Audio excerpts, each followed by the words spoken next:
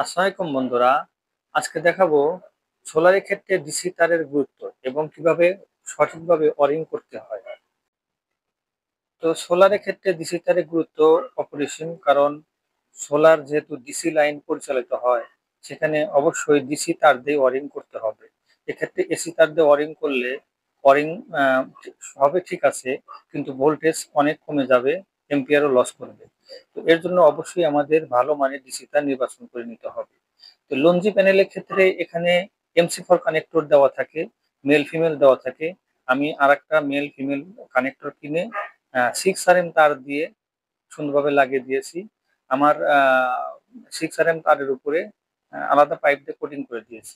আর এটা আমার আগের 50-50-100 ওয়াটের প্যানেল, যেটা 70-76 তার দিয়ে আমি লাইন টেনেছি, এবং এই দুটাকে কম্বিনেশন করে আমি 455 ওয়াট ব্যবহার করতেছি। তো এটা ছাদের উপরে আমার দুটো প্যানেল, যে ছাদের উপরে এটা আমার স্টোর রুম। স্টোর রুমের এখান থেকে সকল তার বিভিন্ন রুমে চলে গেছে। তো বাম পাশে যে তারটা দেখতেছেন, ওই তারটা গেছে সরাসরি নিচে সবগুলো রুমে। প্যানেল থেকে তার এবং এই সবগুলো তার স্টোর রুমের ভিতরে কিভাবে কানেকশন করেছি, সেটাই ধাপে ধাপে আপনাদের দেখাবো। তো এখানে আপনাদের পূর্বের ভিডিওতে আমি দেখিয়েছিলাম কিভাবে সার্কিট ব্রেকারের মাধ্যমে আমি লাইনগুলো করেছি। তা আজকে বিস্তারিত বলবো কিভাবে তারগুলো সেটিং করলাম। তো এখানে আপনার 3টা বেকার লাগিয়েছি। একটা মাঝখানে একটা হলো কমন বেকার, যেটা এই লঞ্জি প্যানেল থেকে এই 6 RM তার গেছে। তো 6 RM তারের যেটা যে নেগেটিভ নেগেটিভ প্রান্তটা এখানে মাঝখানে বেকারটা 20 এম্পিয়ারের। তো এখানে আমার দুইটা কন্ট্রোলারের নেগেটিভ কমন করে দেওয়া হয়েছে, 100 এম্পিয়ারেরটারও নেগেটিভ এবং লঞ্জি প্যানেলের নেগেটিভ এখানে 20 এম্পিয়ারে দেওয়া হয়েছে। আর এখানে ডান পাশেরটা লঞ্চ প্যানেলে পজিটিভ, এটা আছে 16 এম্পিয়ার।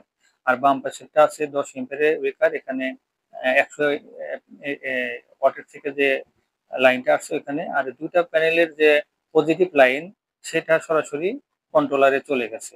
আর এখানে নেগেটিভ, যেটা কালো তারের মাধ্যমে, এই 6 RM তারের মাধ্যমে কন্ট্রোলারে চলে গেছে।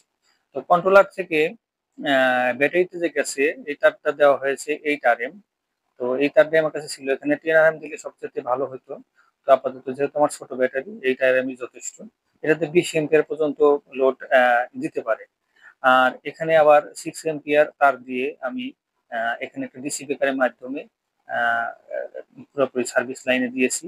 তো এখানে সার্ভিস লাইনের এই তারটা গেছে 70-76 তার, এটা গেছে একদম সরাসরি নিচে, যেখানে সবগুলো রুমের কানেকশন আছে।